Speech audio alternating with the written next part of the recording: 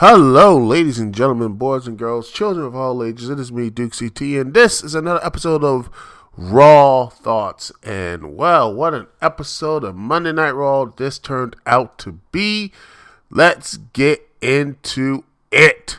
First things first, we get a recap of Survivor Series and all the matches and everything else, including the main event, as the OG Bloodline with CM Punk taking on the new Bloodline with guest Bronson Reed. And it was one heck of a match. I really enjoyed it. And good guys win. Bronson Reed broke his ankles. Jimmy broke his toe. It was a mess. And wow. What a spectacular main event. And then we get to our first real start of the show. CM Punk walked down to the ramp, and here we are talking about the road, to WrestleMania. His road to WrestleMania. He goes up to the ring, and he climbs up to the turnbuckle, he points to something, and I bet that was supposed to be a WrestleMania sign there, but someone probably forgot about it. But hey, he says he sees it. He sees the future, and maybe his dream will finally happen. Well, finally, CM Punk will get that main event opportunity. And then Seth Rollins comes out, and he has a nice little, talking back and forth, all of it going back and forth, reminding people what happened last time. It's like, CM Punk basically, repeating what Seth Rollins saying. Like, I don't even think of, because remember, Seth Rollins, when he was champion, he said never thought about Punk. Punk's like, he thinks about this, but now he's like, now Seth Rollins, the roles has flipped. Seth Rollins, like, he thinks about Punk excessively, and he's like, Punk's like, I don't think of you at all. You had something I wanted. Now you don't. And then Seth Rollins, they're going back and forth. Seth Rollins pushed Punk. And CM Punk went the same way when he went against Mikey Gall UFC. And it went as well as it did, as both guys tumbled around until Jey Uso and Sami Zayn came down to the ring. And then again, Rollins calmed him down, going everything else and saying he talked about saying he wants to fight Punk and everything else, and then Sami Zayn tried to calm Rollins down, and then they get back and forth, and then he says we're both gonna we're hashed out tonight in the middle of the ring. So yeah, there he goes. So we set up the match, also set up the stuff later on, good stuff. Then we get to the big tag match. We have Damage Control taking on Liv Morgan and Raquel Rodriguez. So, yeah. I'm sorry. I just don't. I mean, they're trying really hard to make Raquel look as monstrous and such. And, I mean, it's just that it looked better, but overall, I didn't care for this match. And I don't like the fact they're pinning the number one contender so early. And it just seems like, unless they're doing having her lose the belt, you know what? I think Io Sky deserves better. People like her. The crowd's connected to her. The Liv Morgan experiment is done. Let's just move on. Have this, have it actually end the match, end this whole reign here, and have Liv Morgan versus, Rhea Ripley, Rhea Bloody Ripley at like Monday night Netflix, last woman standing match. We finally finish the feud, and we can all move on. So yeah, and yeah, this is a short match. Didn't care for it, as Liv Morgan and Raquel Rodriguez win, and then next thing you know, Rhea Ripley comes right back and takes both of them out. But yeah, it just feels just pointless. Like, they don't know what they're doing. I think the problem is, this is the reason why the women's division on Monday Night Raw has just been stagnant. And at worst, I believe Liv Morgan, the title run, the lack of real tag team competitors, everywhere else, it feels like everywhere in the women's division feels like there's stuff moving around. But Monday Night Raw, I'm sorry, this stuff is terrible. And it's been terrible for a long while because I think it's just this stagnation. It has been so stagnant for so long. And it was stagnant when it was 3 hours, and it's stagnant when it's 2 hours, and it's going to be stagnant again because they don't know how to book women. WWE has a real problem booking women, and it really does suck.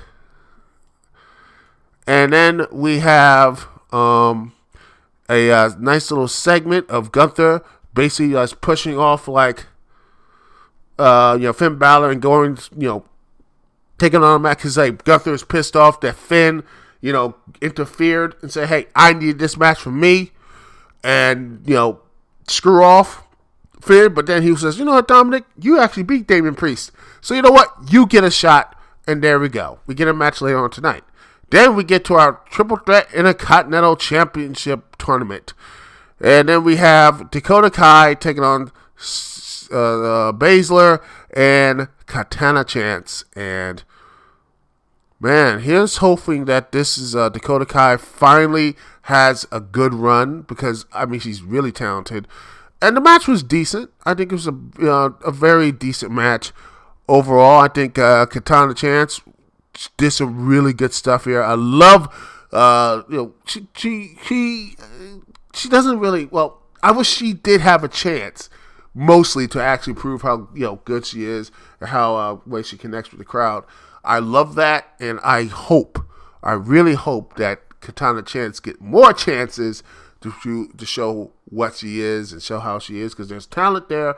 They just need to start moving. They need to start putting the right put some stories together. And Baszler, you know what? At the end of the day, I feel like she's just wasteful on the Pure Fusion Collective. I would have her win here. Probably wants her to have her win here. Dakota Kai wins the match and such. I would have her win and get a good dominant run with the IC title, and then have someone like Dakota Kai, or heck, even Katana Chance beat her like at WrestleMania or something, or like at Survivor SummerSlam, or like something that she needs a good dominant run, because she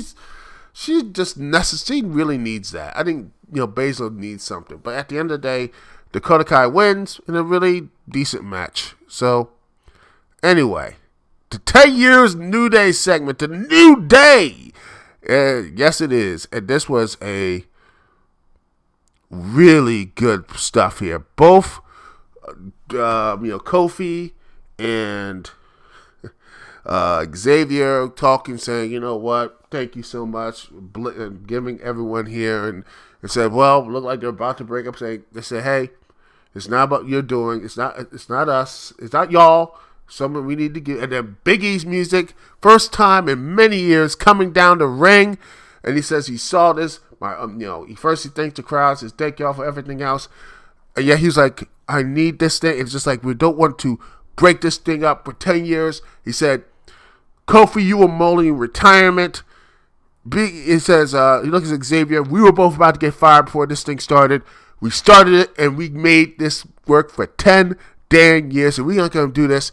We can't let y'all, fight each other back and forth, saying all this stuff to each other, hurtful things you can't take back." But at the end of the day, he's going to be here every day starting right now. Starting right now, he's going to be here every day, all the time here, being your both managers. To put them back in the same taste, which I'm like, hey, that would have been really cool. Would have been a nice save today, and maybe Big E can have his own version of the Heenan family, the Big E family, I first thought, which probably would be still cool, and maybe that can happen one day. All right, and then sadly, it got really bad, because then they both, Xavier and Kofi laid in on him, saying, "You left us," putting him first, doing everything else here. Talk about stars who were there. Hell, they got Edge a shadow, saying he broke his neck when he came back. But they kept the light on for him. They kept the home fires burning when you come back. But after all this time, now you want to come back now? Screw this and everything else. That was it. It was an emotional breakup. It wasn't Kofi turning on Xavier. It wasn't Xavier turning on Kofi. It was Xavier and Kofi turning on Big E. And then this was it. And then he says, it's just us now. And they just clap hands. And there it is. And this is something I think we never thought was possible. Kofi Kingston, for the first in a long time, Kofi Kingston was booed heavily. Think about that. Kofi Kingston was booed during the New Day. In fact, that was the reason why I remember back in MagFest, he said Xavier was at MagFest years ago, and he said that, you got to put me, if I can't make the crowd boo him, then I'll quit. You don't need to fire me. I'll be like, okay, I'll take the things I do. It could be couple weeks. And they were booed. Kofi was booed and such during the New Days were heel. They were booed. This is the first time in a long while Kofi Kingston was booed. Xavier was booed. He was getting booed through weeks and everything else. So yeah, this was one of the most things here. The New Day is done, but it looks like something, a lot more with an edge is coming. And it looks like they might not be looking just for tag championships. Maybe, this could be a partnership that might actually bring in, because remember, he said there's not, singles, gold. I think this could be a way, if I was doing it, have Xavier get some singles gold. Maybe finally give him a singles championship and everything else. That'd be very interesting if they really want to pull that off. But all in all, I love this segment. Really good stuff. And yeah, really good. And then we come back with Gunther taking on Dominic Mysterio. And, this wasn't really, it was a match. Heck, it was a match, though. A decent little match. In fact, Gunther got, his chest got a little busted open or whatever. But at the end of the day, though, Dominic lost to the Ring General. And then, bam! Finn Balor took out, came in and hit, not one, not two, but 3 times with the coup de grace, with the last one right in the kidneys. And he's making his thoughts known that he wants a World Heavyweight Championship match. And guess what? Looks like he's going to get it. But, it's very interesting that since he's going to get it at this Saturday night's main event. But here we go. But by the way, here's some interesting stuff here. That the Dirty Dom chants, there were chants in a positive thing. That people are trying to get that motive. Can you do this? Can you have Dirty Dom turn babyface? Which would be a very interesting road to go to. If we could do that, that'd be very interesting. And then you have, R-Truth versus Pete Dunne. This is just basically a lot of people yelling, Butch, Butch, Butch, Butch, Butch, Butch. And then R-Truth takes advantage of that, rolls up, 1, 2, 3, move on. And then next thing you know, afterwards, we have Zayn, going in and Paris saying who attacked Jay Uso, because Jay Uso was attacked earlier in the show. He says, Raw German says he didn't know, but you know what? He says, I know. I know who did it, and he's going to make him pay in the main event. And then before we get to the main event, ladies and gentlemen, we got Gunther, Aaron Pierce saying, yeah, you know what?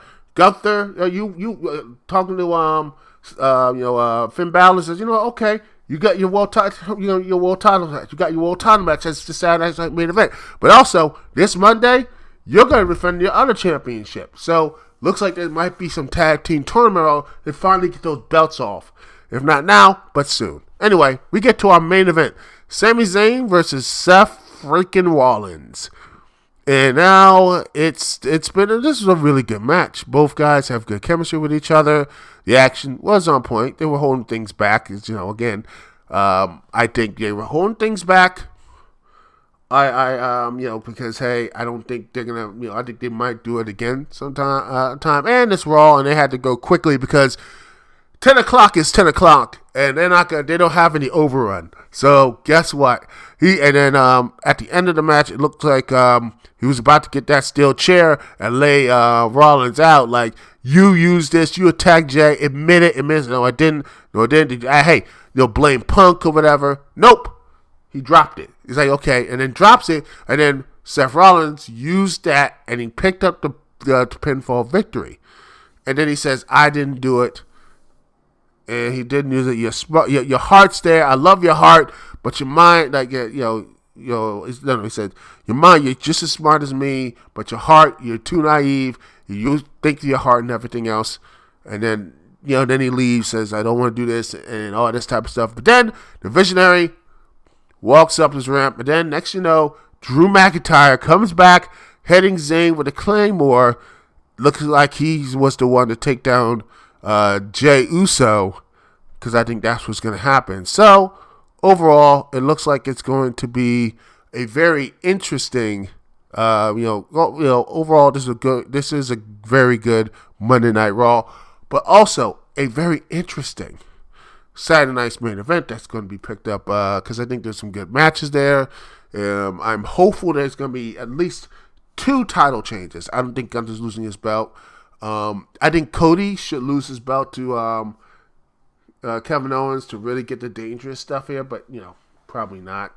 I would love to see Liv Morgan lose the title, because I think the title is that belt needs to go on someone that really should start putting up good matches again. And I think that Rhea Ripley should just be so fixated at that. And then she goes in the Royal Rumble. And I think that could be, enters herself in the Royal Rumble and goes and does a good showing. I don't know if she wins, but I think it's going to be a very interesting, march into the Monday night to Netflix. It's going to be very interesting. Overall, I very enjoyed this Monday Night Raw. And here's hoping that they can do something that they actually are going to be doing for something that Monday Night Raw finally, I feel like they finally got a really good groove thing going.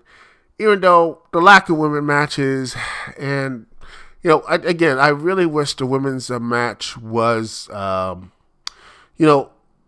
I think the women's tag match was better. And then you have, and the women's triple threat match was good, but I feel like there should be more meat in the women's stories, because right now it's still in the stagnant quality, and I wish it could be a lot better, and deservedly so. Especially in the tag division needs to be better, and honestly, the mid card stuff with Braun Breaker, who's a heel and face, we don't know what he is, but until that is settled, I want to see hopefully they'll finally settle this thing out there, because they need to have a direction for the Intercontinental title. They need to have a direction for Braun Breaker. And I think Ludwig Kaiser could have been the guy. I think if they didn't have Jey Uso win that Intercontinental Championship, I think Ludwig Kaiser would be the perfect person to take it off Braun Breaker, by hook or by crook. And I think that should be the next big person who should hold that title. I would have him win like in a multi-man match at WrestleMania or something, and have Braun Breaker start winning. I think he should be, maybe transfer to United States champion at SmackDown. But if he is going to stay on Raw, that means he's going to have to win the King of the Ring, or maybe be closer to that upper mid card, because that man is that dude, and I think he should be ready to build himself up to become not just a multi-time Intercontinental champion, but a world heavyweight champion. And I expect to see him challenging for that belt next year and winning it a year later. My personal opinion. Anyway, that's it for me, Duke CT. Peace and love. I will see y'all when I see y'all later.